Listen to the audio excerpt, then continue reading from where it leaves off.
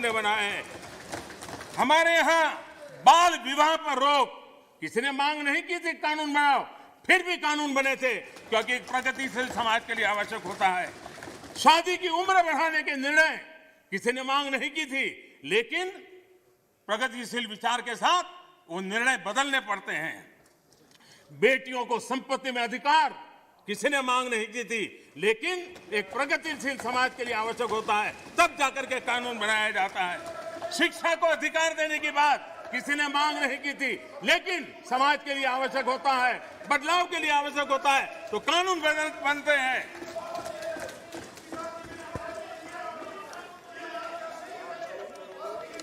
क्या कभी भी इतने सुधार हुए, बदलते हुए समाज ने इसको स्वीकार किया कि नहीं किया, ये दुनिया पूरी तरह जानती है।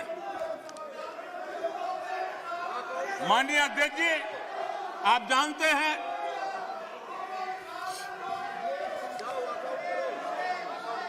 ने पर्याप्त समय, पर्याप्त अवसर दिया है बोलने का, ये तरीका ठीक नहीं है आपका। ठीक,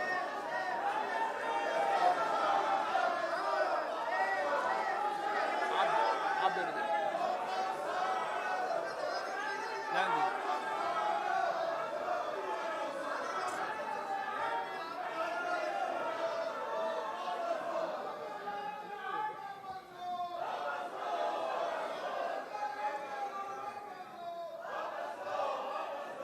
माननीय अध्यक्ष जी,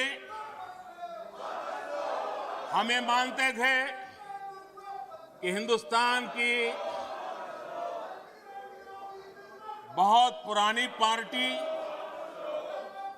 कांग्रेस पार्टी, जिसने करीब करीब 6 दशक तक इस देश में एक चक्री शासन किया, ये पार्टी का ये हाल हो गया है कि पार्टी का राज्यसभा का तबका एक तरफ चलता है और पार्टी का लोकसभा का तबका दूसरी तरफ चलता है।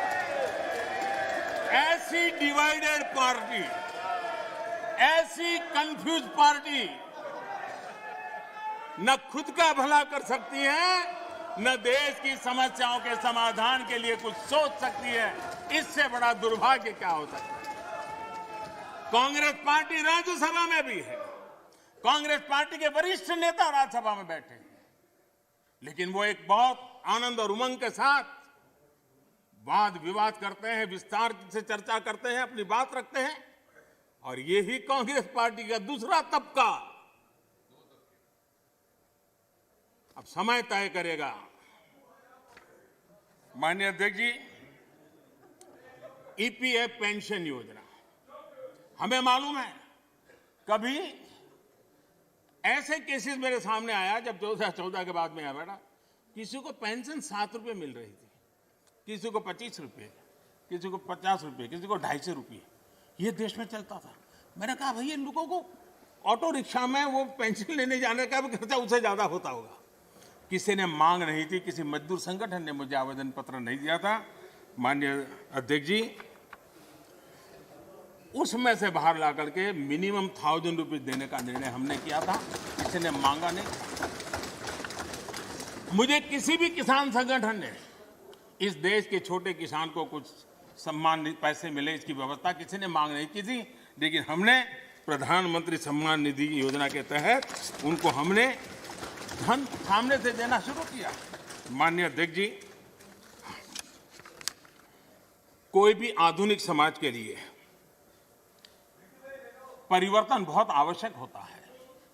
हमने देखा है जिस प्रकार से उस कालखंड में विरोध होता था, लेकिन राजा राममोहन राय जी जैसे महापुरुष, ईश्वर चंद्र विद्यासागर जी जैसे महापुरुष, ज्योतिबा फुले जैसे महापुरुष, बाबा साहब आंबेडकर, कितने अनगिनत नाम हैं, उन्होंने समाज के सामने